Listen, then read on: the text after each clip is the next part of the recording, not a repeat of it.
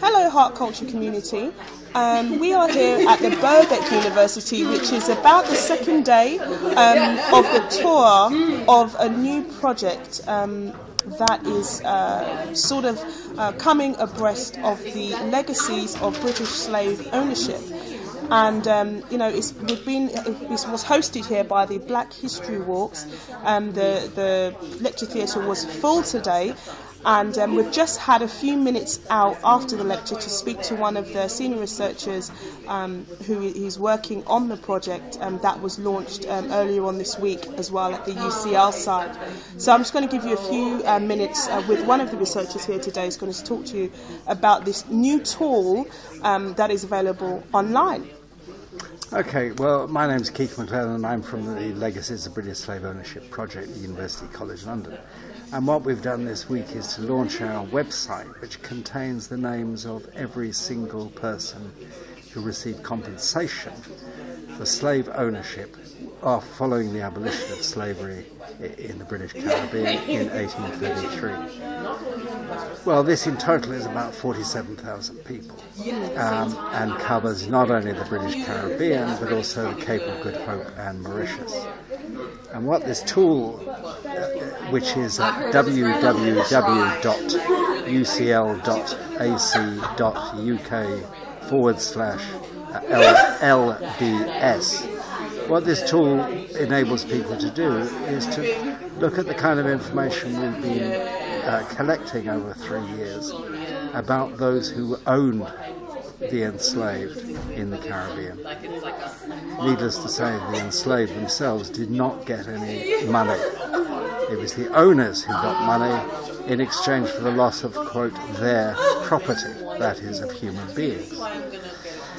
And it was £20 million, which was an enormous amount of money. But what we very much hope is that this resource will not only draw attention to people who are slave owners, but can be used in conjunction with people who are, for example, searching their own family histories, where they know they have antecedents in the Caribbean, because as you know as well as I do, that there are numerous people whose names were stolen from them and they were renamed after the people who owned them in the Caribbean. So having the name is something you can look through the database, the encyclopedia for, see what kinds of connections there may be. And you can search on not only the name, but you can search by colony and in the case of Jamaica by parish. You can look for people who were women slave owners as well as male slave owners.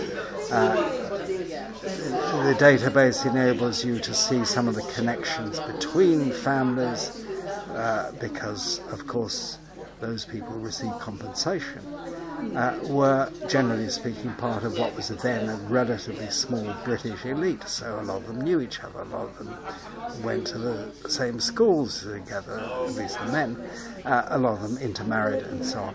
All those sorts of connections are there. But why are we doing this? Well, it's partly a historical issue. Who were these people? But it has a much wider significance, because the thing that underpins those of us working on this project, which is absolutely crucial for us, is that we think the story of slavery, slave ownership, the consequences of this for Britain as well as for places like Jamaica or Barbados, Trinidad and so on, the consequences of this still resonate through our history.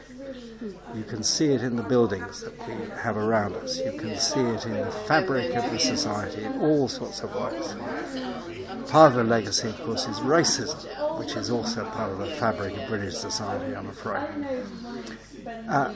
We are strongly committed, not just because we think this is in some way politically correct, which we've been accused of. This isn't about political correctness, this is about understanding the complexity of British history, the entanglements of Britain with the Caribbean, as there were entanglements of Britain with India and so on, other parts of the empire.